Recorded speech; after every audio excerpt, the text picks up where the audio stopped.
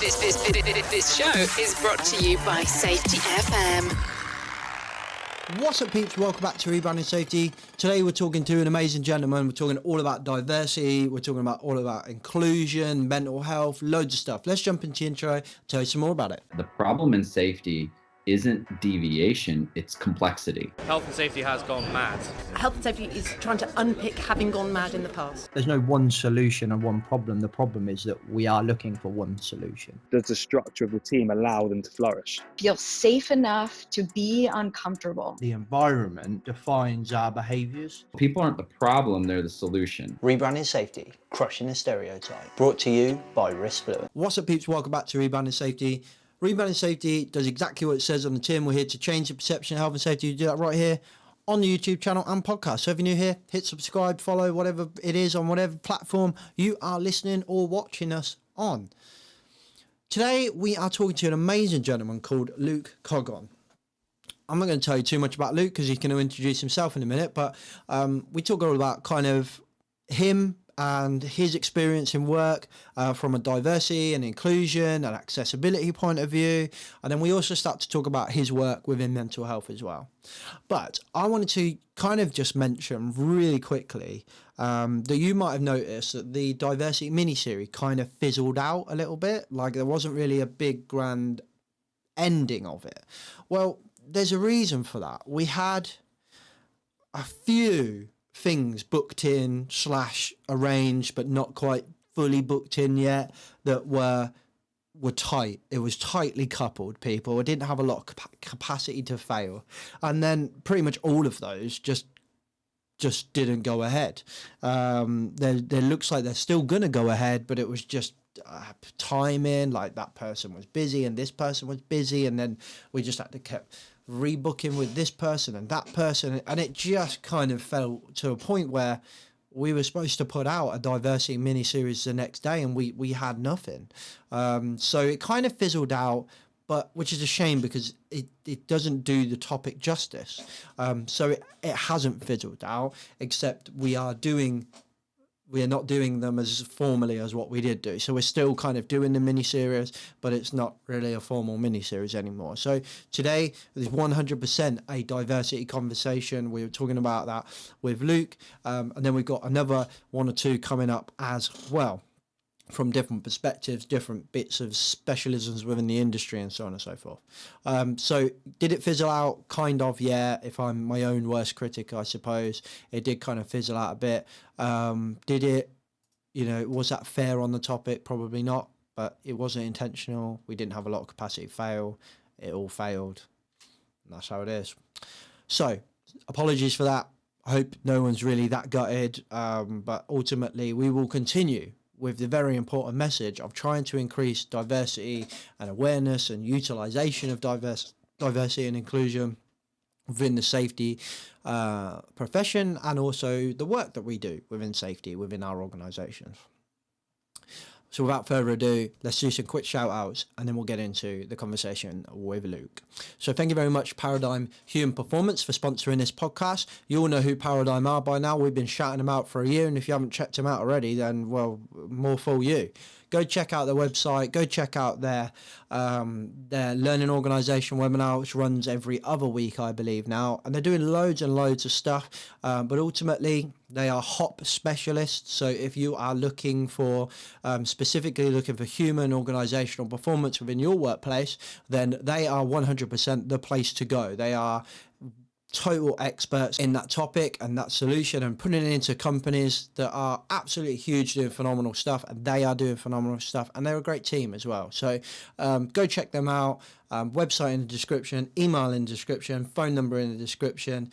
Don't forget to check out Learning Organisation webinar. It's a great resource. Thank you very much, Paradigm, for sponsoring Rebranding Safety YouTube channel and podcast. Don't forget to check out Project Mollitiam.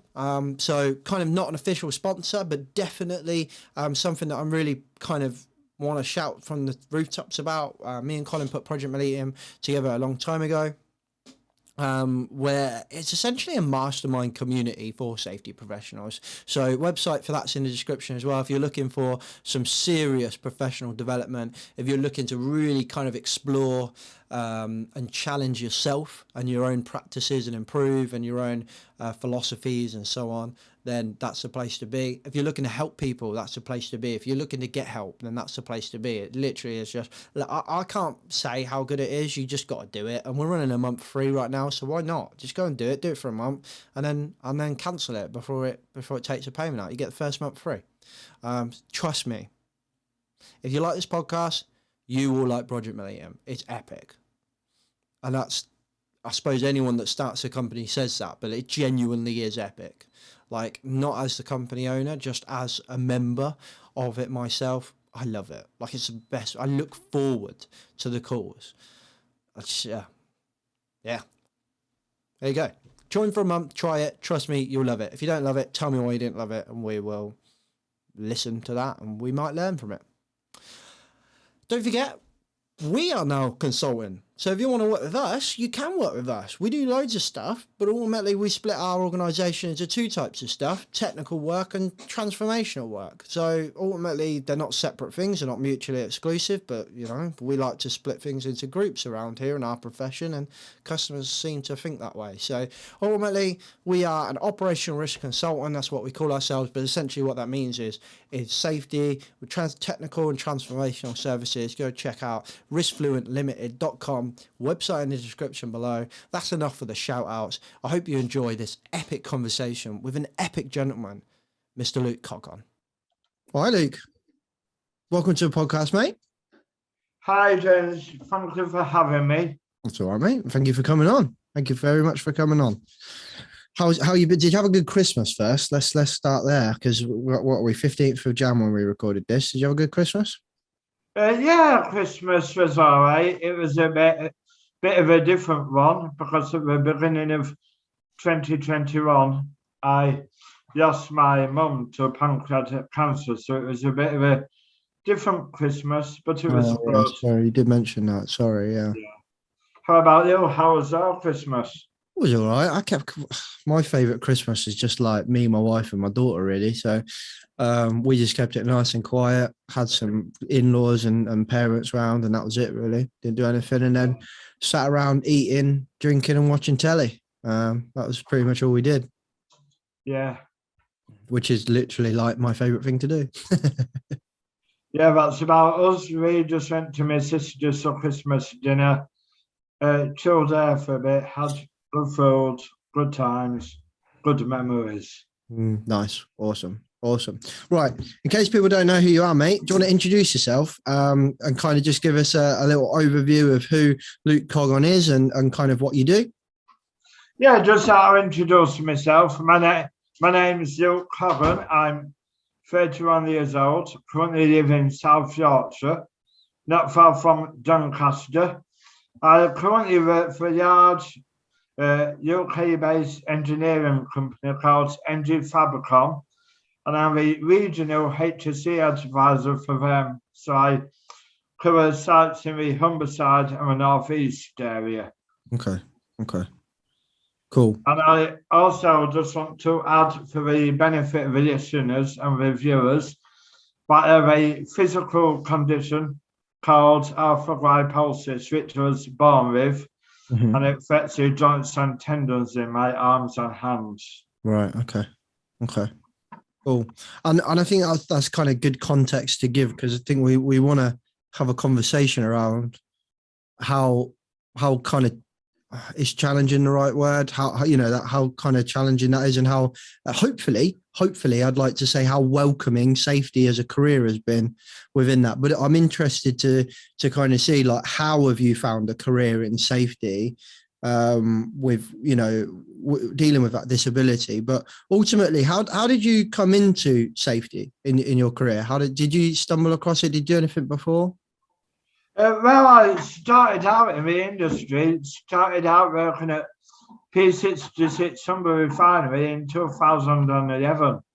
Didn't have no qualifications, prior experience with the industry. Got a bit of help getting into the industry. started out doing a bit of QA and QC, worked my way up. 2014, I started getting into lifting operations as an appointed person.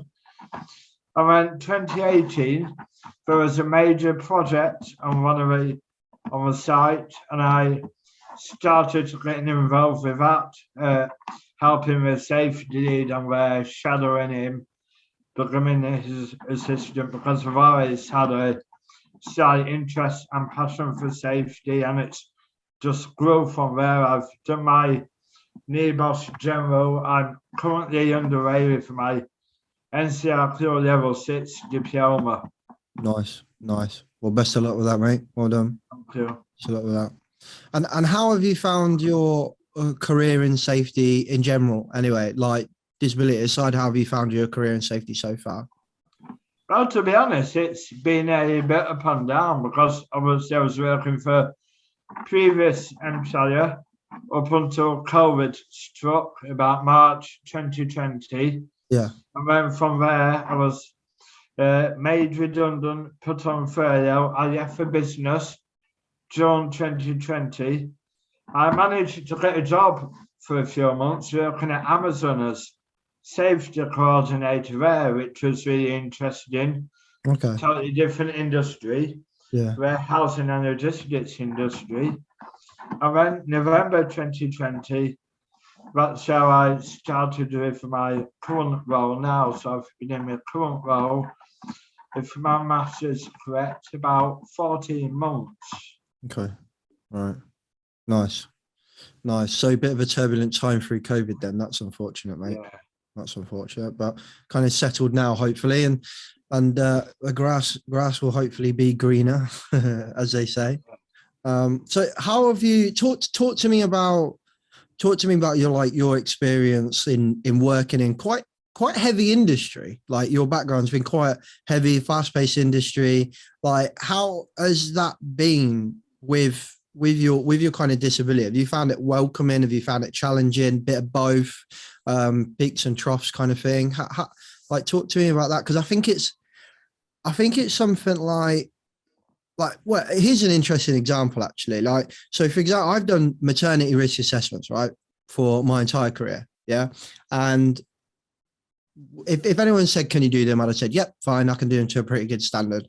And there is so much stuff that I would have never have thought about until my wife fell pregnant and went through the journey of being a pregnant lady. And then I was like, oh my God, I never would have thought about that before. I never would have thought about, how many times they have to go for a wee. I never would have thought about any of that stuff. So I think it's really important for us to be able to understand, different opinions and different perceptions and different experiences. I think that's really powerful. I think it'll be powerful for me and for the listener, but then also I think it might be quite, as we can kind of get into a conversation off the back of that, it might be quite helpful for yourself as well. It's kind of building that context, isn't it? So how have you found working in heavy industry? Have you found it kind of welcoming, challenging, bit of both? Well, when I started back in 2011, my confidence in the industry was nowhere near the level it is now. Yeah. I found it more welcoming than challenging. Obviously, I have had various challenges, like due to my condition, there's certain limitations I can't do, like I can't climb to the top of a fair stack on a cat ladder. That would be physically impossible for me.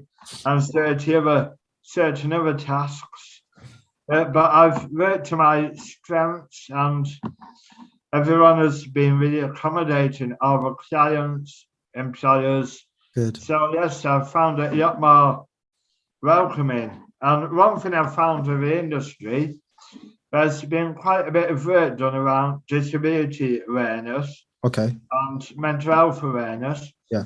But there's still, however, a lot more work to be done.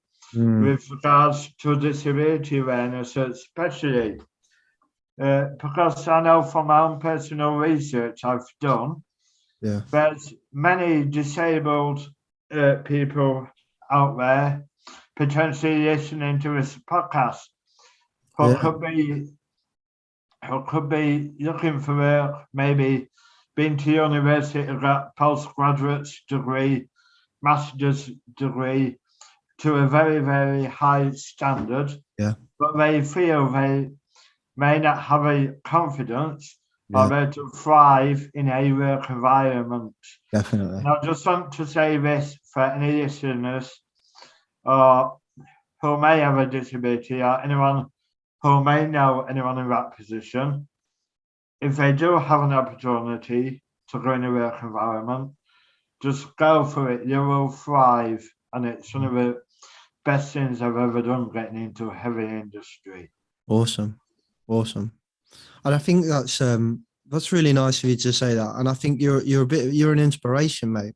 You know, to be able to have gone through those challenges. I think, you know, when we talk about gender, when we talk about race, and, you know, the same with disability as well, isn't it? It's like, if you don't see someone that you can relate to, you assume that you don't belong there or you can't do that job. So, you know, don't underestimate the power of you just coming on here and talking, because I am, no one's engaged with me actively and said, you know, I have a disability and I listen to this and I work in safety or whatever. But maybe there is in there, and I think you would be an inspiration to them. So well done on that one. You've mentioned confidence a few times. Like kind of talk to me about that. Like naturally, you said you entered with a low level of confidence. Like how did you deal with that? And then how have you built that confidence up? Is it just through true grit and determination or an exposure? Like how have you built that confidence up? Because you're clearly quite confident now. Yeah, just a bit of true grit and exposure to the work environment and hitting certain milestones, like enabling me to believe in myself more, like setting small daily goals. Then I have a method values, which is small daily goals, and then there's the medium-term goals where you want to see yourself in 6 months to 12 months' time. And then I have something I call the MAG goals, which is the massively ambitious goals, which is 12 to 24 months' time or longer. Awesome. So I use that kind of mind frame. And I've had a few achievements in the past, like I mentioned. I'm a level 5 MVQ qualified appointed person for lifting operations, and I was one of the first in the UK to do it in a different method using AutoCAD and computer. In 2018, I received an award for my outstanding commitment to safety on the refinery. So yeah, that's a couple of my achievements so far. Awesome. So through achieving those small, medium and large goals, you've gradually just kind of got a bit of a marginal gains approach to building your confidence up. And then from there, I suspect it just kind of snowballed and keep going. Yeah, definitely. And also working in the industry and getting to know people. Yeah, everyone has been so supportive and welcoming, ranging from cleaners, labourers, right through to the top CEOs of large multinational corporations. Yeah, that's awesome. I love that. I don't want to go into kind of details because sometimes these can be difficult conversations. But what would you give? Ultimately, some people that are in kind of minority groups will ultimately at some point in their life come across like an adverse situation or a negative reaction or just a person who doesn't understand it and reacts negatively. Maybe you don't get a job because they don't think you can do the job because of that, but you think you can do the job or something like that. Like, you don't necessarily need to go in stories, but I'd be keen to see if like you've got any advice or any examples or anything to somebody that was not necessarily just disabled, but overcoming those hurdles. Like, because I don't know if you ever have, but I imagine that is probably a really hard thing to overcome, because all of us go through stuff like that, don't we? Not in my professional life as such, but in my personal life, I have experienced that. And my advice would be just to not react straight away to the situation. Just take the time to think and reflect and try and draw on the positives from a negative situation if you can. Yeah. Yeah. Nice. So you've been in safety now, what, a couple of years then? 2018, so coming up 4 years. Nice. And aspirations within safety, what's your big goal? So you must have, so you've got a 12 to 24 month goal. What's the next biggest one? Is it just a diploma or? So far I'm doing my NCR diploma. Yeah. I'm aiming to get that passed before summer. Yeah. And then I'm going to go for my grad IOS status, hoping to get that closed off and boxed off by the end of this year. Yeah. And then in a few years, just progress with the company. I mean, I'm advisory level at the minute, but I'm aiming to get to HSE and manager level then. Good. See where it goes from there. Yeah, for sure. And staying in heavy industry as well? Staying in heavy industry, yes, because my background and most of my professional experience and knowledge I've gained is in heavy industry. Yeah. So, work my way up within safety and also push mental health awareness and disability awareness, which I'm extremely passionate about. Yeah. So let's get into that then. Like, let's start with that disability awareness piece, and like what do you want to see from that? Like what you talk about kind of raising disability awareness. Like, what are we not doing now that's not good enough? And what do you want to see more of? Or what are you trying to achieve? I wouldn't say companies and industries are not doing enough, but they probably don't have the knowledge and understanding. So what I'm trying to achieve and push is from all the people with either physical or maybe even mental disabilities to become more heavily involved within not just heavy industry, but could be involved with renewables industry, nuclear industry. Yeah. Just try and push that, because I've done a lot of research, and generally because disabled people have had to go through challenges since birth. Yeah. They have a good skill of being more adaptable to situations, if you know what I'm getting at. No, yeah, totally. More resilient, like definitely mentally.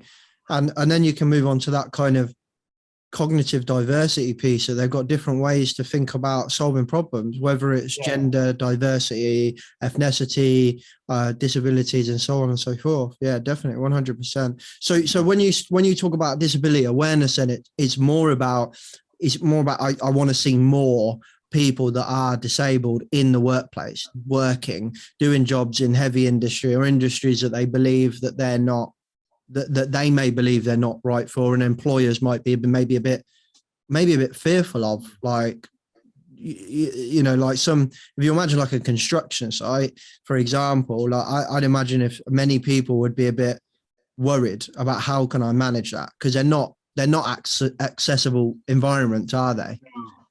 So is that what you just want to see more of, like conversations between those two organizations and communities of disabilities and so on? Is that right? Yeah, definitely. I just want to see more of that, more engagement. Obviously, I know in the construction and petrochemical industry with timing, I know there's quite a number of jobs that wouldn't be suitable for disabled people.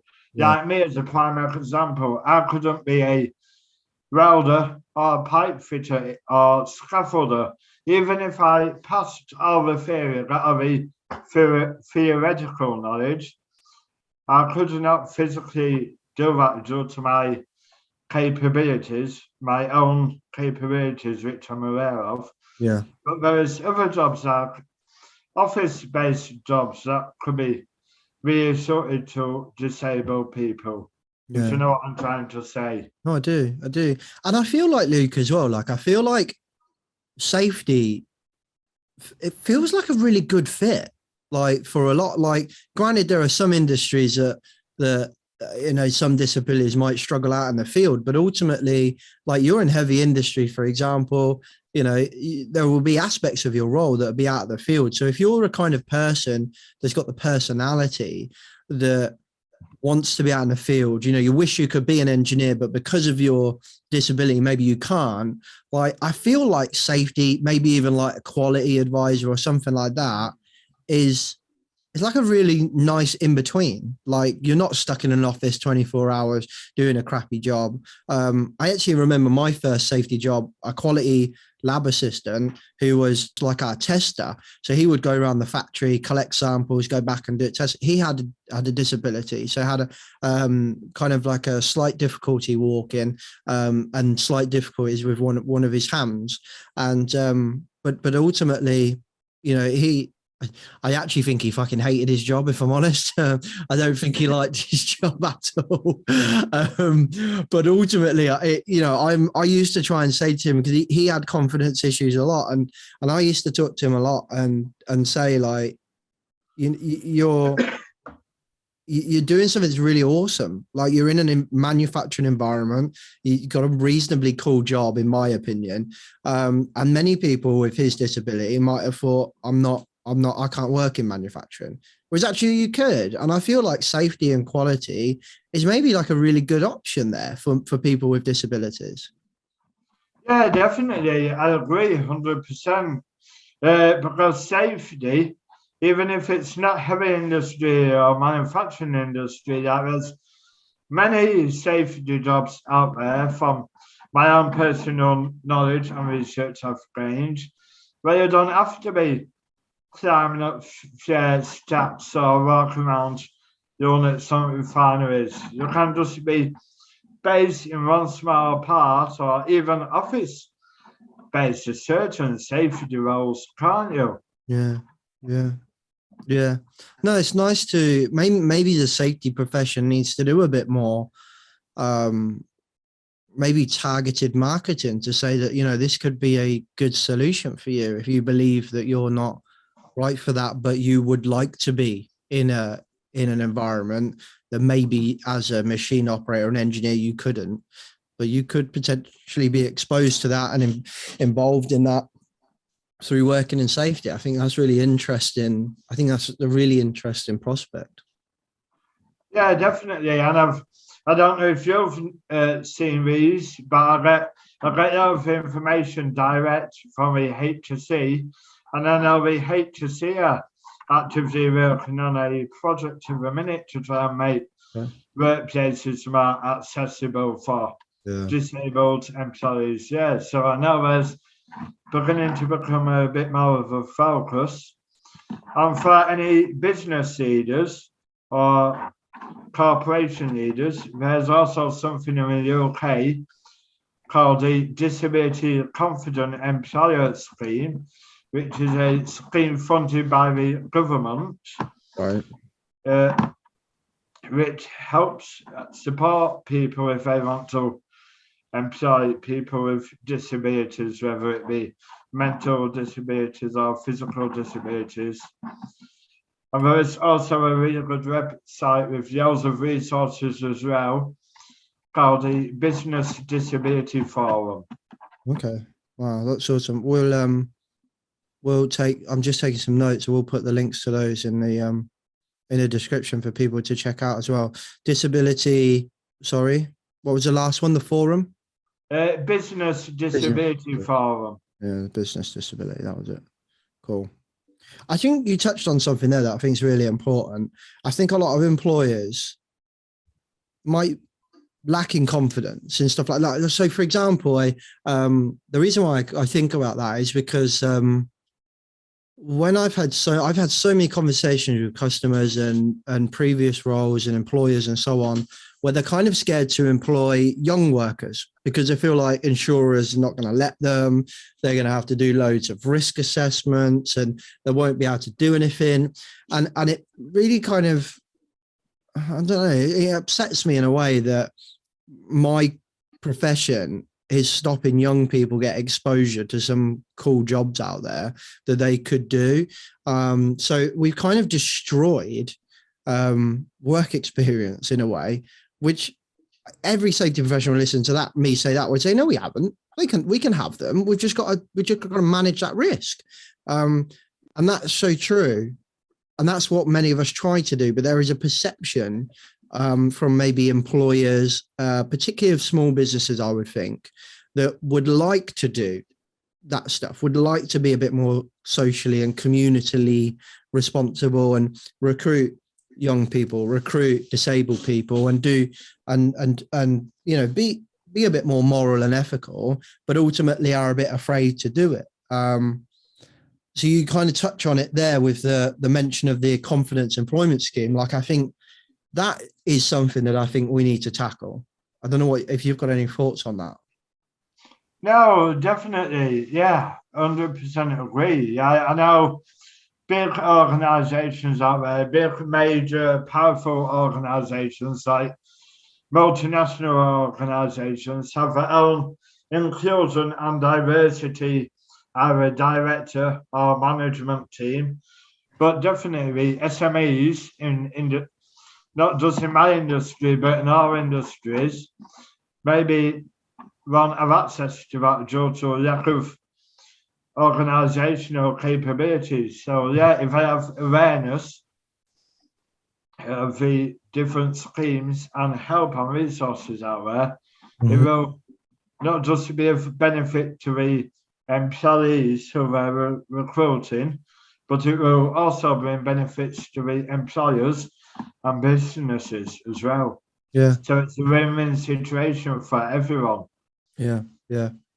And I was just trying to, as you were saying that, I was desperately trying to find that. I used to work with a glazing company that, I didn't know they weren't glazing, they were glass processing. So they would make windows, and they proactively recruited disabled people, proactively. So the majority of their workforce either had a mental or a physical or both disability. And I always used to use them as an example to anyone that turned around and said, "Oh, we can't have a young worker or can't have a disabled worker." I'm like, one really successful glass processing company does it proactively. And I think that touches on the thing that you just touched on there, and we mentioned earlier, is that cognitive diversity is having diversity within your workforce is not only a nice thing to do, it's not only the right thing to do, it's not only moral and ethical, it's beneficial to have people with different ideas that have gone through different challenges, have different ways of solving problems. And also you might be able to, if I'm doing like an access assessment, for example, on a building, you would think of things that I would never have thought of because I've always been quite able in my life. So you look at things differently. Like, I think when I lost my hearing, or half of my hearing to be well, actually that's not even precise, but I'm hard of hearing, not deaf, if that makes sense, is what I'm trying to say. The world was different overnight, like literally overnight. Like my hearing has been gradually lost, but like when it got really bad, it was really quick. And I remember going out to I think we went to a casino, and the whole night couldn't understand a word anyone was saying. Not a word. All I could hear was, that's all I could hear. And then when people were talking, it was just like, and I was like, holy shit, have I literally just lost my hearing? I went to the doctors, got a test, and I'd lost like over 40% in both ears. And it was like over pitches basically. So I'd lost the high pitches. So higher pitched voices I really struggle with. In a room with background noise, really struggle. Anything like that. Is there any deviation to a perfect hearing, I will start to struggle. And literally overnight, my eyes were open to like how unaccessible the world is just for those of us that are hard of hearing. And I think about my podcast, like, you couldn't listen to this if you were deaf, unless you had, mechanical intervention. So we try. I mean, it's hard on YouTube to do. It's a lot of work to get the subtitles on YouTube. You can get them automatically now, thank God. But when we started, we used to try and type up every single word, script everything, so that we could be accommodating to those that are hard of hearing. But it was really hard. Now there are digital solutions, which is nice. So I think it's interesting when we get exposure to that, or we invite someone into the conversation like yourself that's had exposure to that. They look at things differently to how people without that disability would look at it. Yeah, definitely. I 100% agree. Obviously, I can't climb ladders, so I have to use staircases and that, which does hinder me a bit in the workplace, and also out of work as well. Yeah. But obviously, I found ways and means of overcoming that. Yeah. So we're kind of about halfway-ish. So let's maybe shift over into that mental health side of things. So you said the other stuff that you're trying to focus on now is, in addition to your disability awareness, is mental health awareness. And we've touched on a couple of times about you mentioned earlier about, disabled people are probably gone through a lot more challenges and will be essentially, maybe not a lot more, but you know what I mean? Like, they've gone through challenges and there will be more resilient, or likely to be quite resilient. Have you found, like, even when I was asking you about how you deal with those challenges situations, your response is very, like, it's not emotional reaction. Like you said, don't react, like just let it be and just try and learn from it. Like, that's a really emotionally mature response. And I suspect that just got forced on you. Like, I suspect you really just had to build that over the years, did you? Yeah, just from experience, the hard way as it is, because obviously I suffered with mental health during my teenage years. From 13 to 16, I had anxiety and depression. Okay. And I obviously, growing up with a disability, knowing I was different to everyone else, and I had a bit of a shit time during my school years, but I'll not go into that. But obviously I was worried and concerned about the future, about whether I'd be able to cope, whether I'd be good enough. At times I was in a really dark place where I just used to hate myself and wish things were different. Yeah. But over time I got better. Support from family and friends has helped me through that time. How important did you find those support networks that you had? Support networks are absolutely crucially important. They're absolutely crucial. You can have your own self-help and coping strategies, but sometimes you just need a cuddle or arm around her, whether it be your friend, partner, spouse, could be a work colleague, it could be a work manager or gaffer, it could even be a hairdresser, or someone in the pub, like a barmaid or someone in the pub, who just talk to on the old, and that helps you, but it could also help them to open up too. So it's like, it has the potential to be a two-way benefit system, if you know what I mean. Yeah, no, I do. Yeah, makes a lot of sense. Did you have support networks of people outside of family that maybe are in that work environment as well, or maybe even like a support environment of people that are similar to you that could relate to maybe your challenges, or was that lacking?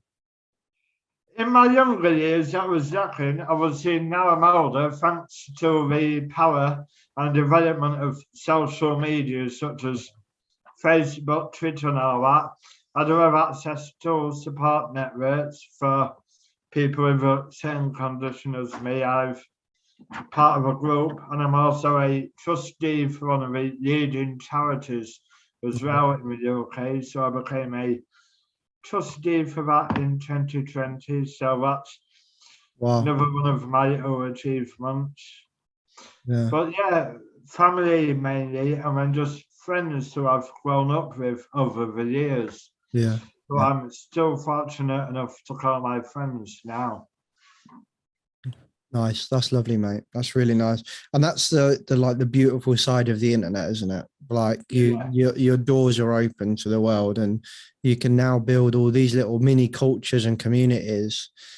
You know, I was literally talking this morning, every Saturday morning, I have a meeting with Colin, which me and Colin co-founded Project Mollitiam. And we were talking about the mental health benefits of just having a community of safety professionals that we can talk to twice a week, and just vent or give support or ask for support, what it needs to be, or just chat about a current subject or whatever. Like, and over the Christmas period, I really like the show Queer Eye, right? My wife introduced it to me years ago. It's a bunch of it's 4 blokes and 1 non-binary person, all gay, and they basically go and find people that have been nominated, and they help them. They help them with style, with psychological stuff, which they call culture.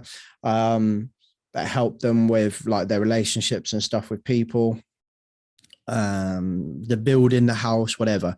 And anyway, there was a couple of others, and there was one where this lady was she was a business owner, and she was an Asian specialist dessert restaurant in America. And during COVID, she'd received like racial attacks because Donald Trump called it the China flu or whatever he called it. So they received vandalism to the property and everything. I mean, not like being a new business through COVID was hard enough. And she just said, you know, the one thing is I'm lonely. She said, I've got my friends and I've got my family, but none of them run a business. So she said, I don't have anyone that knows the challenges that I'm going through, and it's lonely. And I was sitting there and I was like, wow, that's kind of how I felt as a safety professional before I started the podcast. I was lonely. Like I didn't know any other safety professional really. And nobody understood what I did. And I was just so lonely. And I started the podcast and my world kind of opened up, and I got, you know, more and more communities. And now I look at PM and I think that's exactly what that is. It's just a community of people. And I think that's just a beautiful side of the internet. Of what we can now do is just have a little mini family that can help us out, that are not our family. And that's sometimes a good thing as well, because sometimes you don't want to talk to your family, do you? Sometimes you need to talk to somebody else. Like, your family are always there for you, but sometimes it needs to be someone else as well. Yeah, I 100% agree. Obviously, your family's there, but having people in the same situation as you, like as you touched on, safety professionals, or even which I can relate to a bit of work I've been doing in the mental health industry. Just having people in the same industry as you that you can talk to and relate to about problems in the understand the various issues and problems, and maybe problems outside of work as well. Yeah. It's 100% critical and crucial. Yeah, because sometimes you can feel like you're the only one experiencing them problems. Like, we had a PM call the other day, and we've got a couple of members who are in some really like top end jobs in top end employers, like big known brands, and they're like the head of safety or the director of safety, right? So we've all kind of got like job envy, right, of them. One of them in particular is the head of safety for a Formula One team, right? So you're like, wow, what a job. And you kind of going through this stuff, and then when you hear that these people in these really top end jobs, you know, they come into the PM calls, and we had one last Wednesday, and this person who's in one of these top end like dream jobs, and they're like having a problem, and they communicate the problem to the team. And we all, when people do that, so there's an option with our calls that we either talk about a random topic or something that's popped up on LinkedIn, but sometimes someone might come in and say, I need some help with something particular. So we flip into like something different. We go into like a coaching call is kind of what we call it. So the person will tell the story, to tell what the problem is. And then we're only allowed to ask questions for about 10, 15 minutes to get a better understanding of the problem before we all go into solution mode. So this person was talking about a challenge, and I'm like, man, this is normal problems.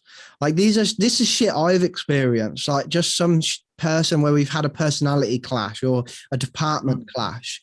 And it's so refreshing to see and hear people that you might kind of have job envy over, or you might have them on a pedestal and be like, oh, I wish I had that job, or I wish somebody believed in me enough to do that job. And I bet they haven't got the problems like this. You think their world is perfect, don't you? You think, like, oh, I wish I could do that. And I bet they're all just happy in that. But actually, they've got the same problems as you. And it's so good to have those networks where you can have those safe conversations and find out, oh, shit, they're the same as me. And they're struggling too sometimes. And I found it when we got a private LinkedIn group as well. And one person from our community put a post on LinkedIn about that call and said that call was a tonic. And I thought that was just a great way to describe it. It was like a tonic, like for all of us that don't have those amazing jobs. We were like, wow, you're still got the same problems we have, and we can help you with that. And it was just lovely. So yeah, the power of connection and communities for me is just phenomenal. Absolutely phenomenal. Yeah, 100% agree. No matter who they are, what job they do, they could be the CEO of a top multinational global corporation. But on the other hand, there could be someone who has a small town office, and they could be experiencing exactly the same issues. Obviously, maybe not necessarily the same scale as such, but they could be experiencing exactly the same issues, and they could potentially relate to each other if they could just connect to each other, which the power of the internet and various different groups on Facebook and other social media platforms is just fantastic. Yeah, phenomenal. Yeah, it is just one of my favorite things, if I'm honest. I mean, I wouldn't be able to do this without the internet. So we've only interviewed one guest face to face. Everything else has been over the internet, which is just phenomenal. Absolutely phenomenal. So outside of support groups, what kind of other stuff are you doing to try and raise awareness with? Like, what are you're trying to raise awareness for mental health? Like, how are you doing that? What are you talking about? Well, I've created my own presentation, which is called Thinking Differently, which goes into detail about my own personal experiences growing up. And then it also speaks about mental health awareness in the construction industry in general. Bit of a background of how I got into that. For my previous employer, did a fair bit of work as part of a steering team to create a national partnership with a national charity called Mates in Mind. I don't know if you've heard of them. Yep. Yeah, Mates in Mind, as you know, are doing fantastic work around raising mental health awareness in the industry. Then from there, I received further training, delivered start the conversation sessions, did a few on P66 Humber Refinery, some of the P66 Humber Refinery management, got rid of it, heard how well I've been doing from various attendees of that. They called me into a meeting. They asked me what they have every year. They have something called the Humber Refinery Safety Week, where they have various different topics on speakers on loads of different agendas, like mental health, working at height, confined space, anything you can think of. Yeah. They cover drawing with Safety Week. And one of the topics was inclusion, diversity, and mental health awareness. So from there, I developed my own Thinking Differently presentation. Over 3 days, I delivered it to 200 people, which I'm going to be honest, I shit myself. Honestly, yeah. Because the first two presentations were to an audience of 50 people, which are bad enough. I mean, I delivered toolbox talks before on jobs, Yeah. and that was to like a maximum of 20 people, so going up to 50 people. And then the final day, it was to 100 people in the main hall of the refinery. Wow. And that did take my breath away a bit. But from there, delivered it. It was that much of a success. I ended up going down to a corporate headquarters down in London, delivering it there at the European headquarters. From there, for my previous employer, I went around various sites in the northeast, northwest, and down in Chesterfield and that, delivering it further. And something that stuck with me during one of the presentations, which just reinforces how much work this needs to be done. After one of the presentations, one of the blokes who attended came up to me afterwards and said, I've worked in this industry for various different firms and sites for more than 40 years, and this is the first time I've ever received a mental health presentation, and it was fantastic. Thank you for that. Well done. So that just demonstrates, obviously, there's loads of work being done by the HSE, different organisations. The HSE have the Working Minds campaign. And I've recently delivered a couple more to Grimsby Institute to their students there. The feedback I received from that was absolutely fantastic. And also at various sites for my current employer as well, which I'm looking to build on in 2022. Wow. And for a guy that struggled with confidence, could you have ever imagined that you were going to be doing that? Like when you were a young man and you were struggling with confidence, going for a really bad place, wondering whether there was a place for you in the world. And look at you now, you know, you're an inspiration, mate. You're an absolute inspiration. Well done. Thank you for that. Thing is, I don't see myself as an inspiration as such. I just see myself as like normal, even though I can't define normal. I don't believe anyone can define normal as such, because No such thing as normal. Different. There is no such thing as a normal person. No.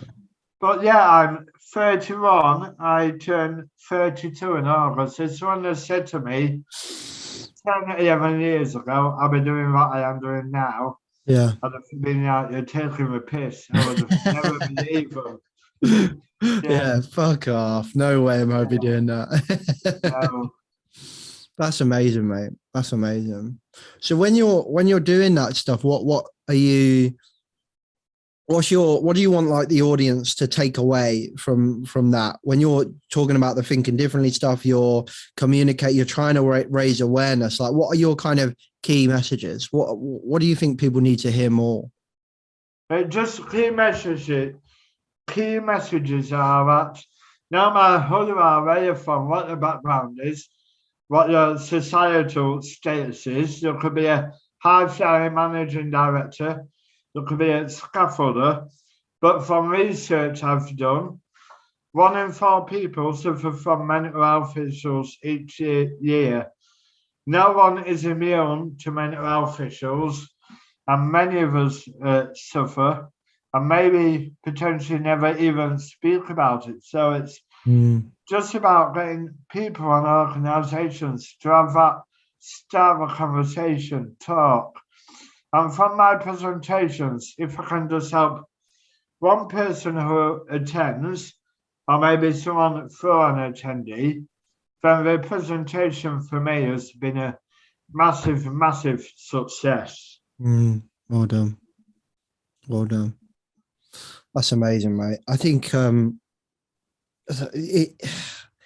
it is something that I think so many people find different, and I still find it difficult now. Is just having those conversations. I think it's really easy for us to sit here and say, you know, it's okay to say you're not okay and stuff like that, but it's actually really hard to say I'm not okay. Like, it's really hard, and I think the more and more we have these conversations, and I think the more and more people we see, you know, like that lady in the Olympics, like, she may have had a bit of backlash, but like, you know, that's just the media. That's what they do. But ultimately, I think there was a lot of support for that young, I think she was American gymnast, that just said, you know what, I need to go home. Like, my mental health's not in the right place for me to do this right now. I'm just going to go home. I think the world needs to see more people that are that resilient or prioritizing their own mental health over that physical, I don't know, that social and physical kind of admiration that many of us have used as our main driver for so long. I think the more and more we see people say, I'm not okay, I think the easier it becomes to say, I'm not okay. And then we can start having those conversations. Yeah, definitely. I would say a lot of work has been done, not just in heavy industry, but for society always, as a whole, these past couple of years. But there's still far too much of a stigma attached. So there's loads of blokes and even women out, potentially even women out there, will see opening up about mental health and being emotional as a sign of weakness, and that you'll need to man up and get on with it. Yeah. I've recently been doing some research. Chartered Institute of Building have done a research. 2019, pre-pandemic, 26% of employees surveyed had suicidal thoughts in 1 year. Wow. So that's more than a quarter of employees. And I've just got to think with the effects of the pandemic, it's had an effect on work, in the media, the constant media engagement. Yeah. It's just exacerbated. I mean, psychological effect of the coronavirus pandemic is going to be felt for a very long time, I think. Yeah. How, like, important, like, coming back to a point about like how difficult this is, and how, like, we know, like, the data is there to tell, like, and you've just kind of alluded to it, like, there is a high percentage that somebody, you know, work with, whatever, is experiencing some challenging times at some point in your relationship with them. And we all know how hard it is to say I'm not okay, and how hard it is for that person to come forward. And I think that's where it comes into this point about what can an employer do. Like, that, if you were to kind of go to like a sales class, right? A car salesman would have the primary aim to remove all barriers to the sale. So remove as many things that you might find as a negative from that process of sales. So anything that's wrong with the car, hide it, remove it from the conversation, avoid it, whatever, right? Process and paperwork that make it really hard to do the process, to get the sale across the line, remove it, reduce it, whatever, right? I think that same applies to many things that we do in safety, but particularly getting people to talk. Like, make it really fucking easy. In actual fact, create the opportunities and the relationships in which you are going to them and saying, "Hey, Luke, how you doing today?" "Oh, yeah, I'm all right, thanks." "All right." "No, but what's all right look like? You know, what do you mean I'm all right? Like, how are you doing? Like, really, how are you doing?" And don't accept like, "I'm all right." I'm not talking about doing that all the time. Otherwise, you'd never get from the car park to the fucking desk. But, you know, if you build relationships with these people, your employees, your teammates, your colleagues, you might be able to spot those little idiosyncrasies that are slightly different. And you're like, Luke's a bit different today, actually. Are you all right, Luke? And I think it's really important to create the opportunities, isn't it? And to be able to create those opportunities, to be able to spot those opportunities. Yeah, definitely. As you 100% what we alluded to there, when you work with someone day in, day out, you do build a good work relationship with them. They become your work friends and work family as such. And it's really easy to spot just little details. This is something that I actually cover in some of the start of conversation training I do. Like, there's an exercise I do. So in one of the training sessions I did, where I ask everyone in the room to create a mental picture in their mind of someone they know at work. It could be their manager, it could be their work colleague, or it could be a direct report if they're in a supervisory or management role. So I'll get them to create a profile of that picture in their mind, think about that for 30 seconds to a minute or so. And then moving on from that, I ask them if they were to be able to spot if there's any changes in that person that may indicate there's something wrong. Yeah. And then from there, I'll challenge them further to ask them, okay, there's something wrong with this person. What are you going to do about it? How are you potentially going to help them? Yeah. How do you kind of, what would be your advice to anyone that like finds it maybe awkward to approach that conversation? So I'm like, I've spotted that Luke's not right. And I'm like, Luke, you're right. Yeah, I'm fine. Yeah, I'm fine. Are you sure you're right? Yeah, I'm fine, mate. Leave me alone. Yeah. And they just don't want to talk.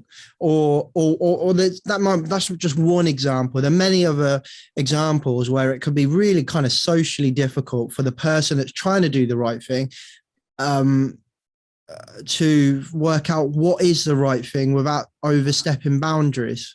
Because particularly in Britain, I find like we're all like, I remember my grandma being like, don't tell anyone about your problems. Like, don't air your dirty laundry. Like that British stiff upper lip, it's still ingrained in us. Like, what would be your kind of advice to someone that was struggling with knowing how far to go with something, like someone that's struggling? Well, the only advice I can give from some mental health first aid training that I undertook in my younger years, I'm actually doing a mental health first aid online refresher on Thursday, so I'm actually really looking forward to that. But my advice would be to keep it simple, don't be overbearing, just ask them if they're okay, and just show them an act of kindness and just let them know that you're there if they want to talk to you eventually. You're 100% in the correct. Like, some people don't want to open up and are difficult to open up, but just by letting them know eventually that you're there, they will eventually open up to you. Yeah.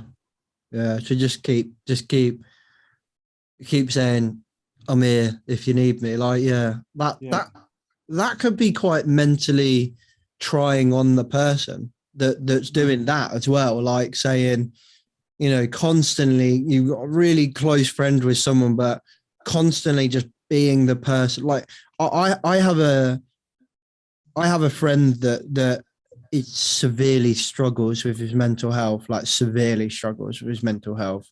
And it's actually really hard on my mental health to continually be there for that person and be with, because they're completely different from what they used to be. And I think it's okay. I'm kind of maybe saying to myself and many others, like, it's like, keep going with that person that is struggling, but not opening up to you. But ultimately, don't be afraid to kind of say, actually, this is really hard for me as well. I don't know what your thoughts on that. That's just my own personal experience, is that I found it really hard sometimes with someone that maybe doesn't open up, or even someone that does open up, but like opens up massively, and it's like, shit, this is really bad, and now I don't know what to do with it. It's really challenging when you've got your own lives and your own challenges to deal with as well.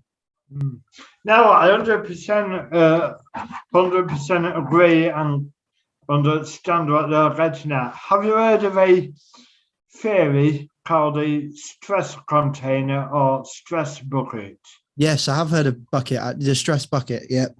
Yeah, Yeah, you fill it up and your good night's sleep, and it will reduce a little bit, and exercise, it will reduce a little bit, and you mindfulness will help you reduce it. Yeah. But as you go through the day, it fills up. Yeah.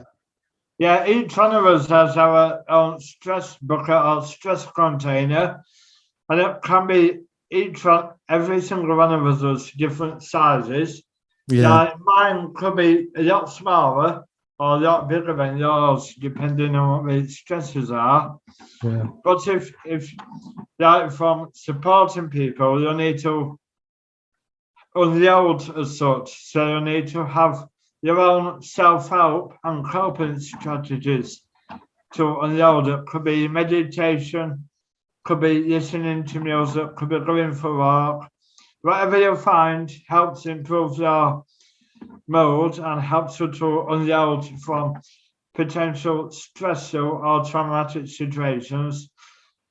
Please use that, because if you picture the bucket in your head for a minute, imagine there's a tap at the bottom and you don't have no self-help coping strategies. The bucket fills up, and you just all of a sudden everything gets too much. Financial stresses, work stress, personal issues, and you could potentially, worst case scenario, have a breakdown or something similar.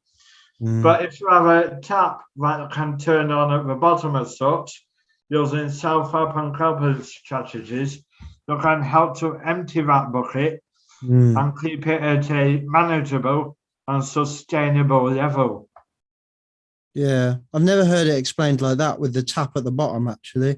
I'm just kind of drawing it now to remind myself. But it's I think I never thought of it like having a tap at the bottom as well.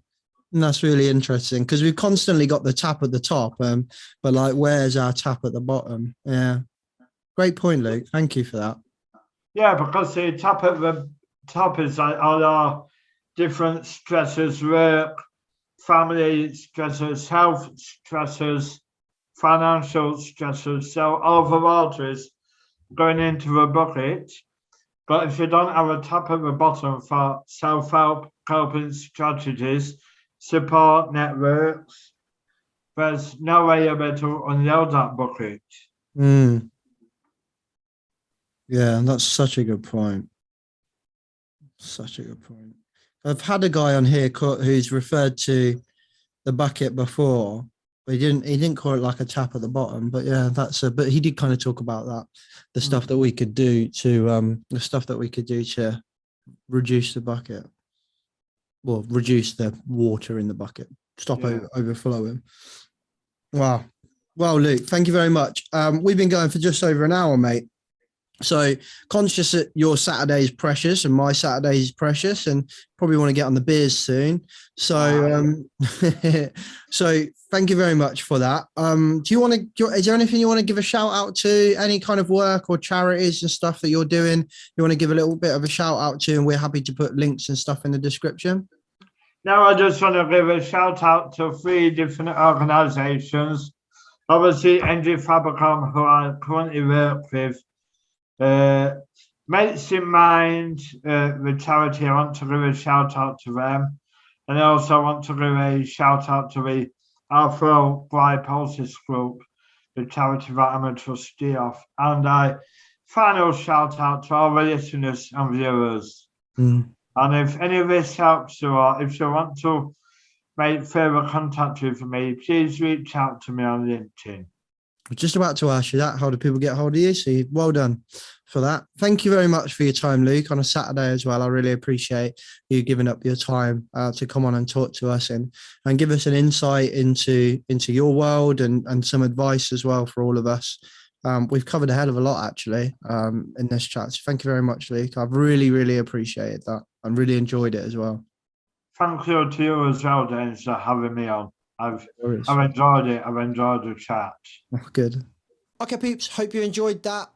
Great conversation with Luke. I mean, what an amazing guy that he's kind of bringing himself to the profession and then also going, do you know what, I've got a job, but I'm also going to do all this work on mental health. Really nice guy, good conversation. Hope you enjoyed it. Hope you got something out of it. Don't forget to check out Paradigm Human Performance's website. Don't forget to check out Project Mollitiam. Don't forget to check out riskfluentlimited.com, and don't forget to come and follow me on all the socials, but primarily LinkedIn, because that's where I get to spend most of my time, and that's where I'm most active. So if you want to chat, hit me up on LinkedIn. My name's James MacPherson.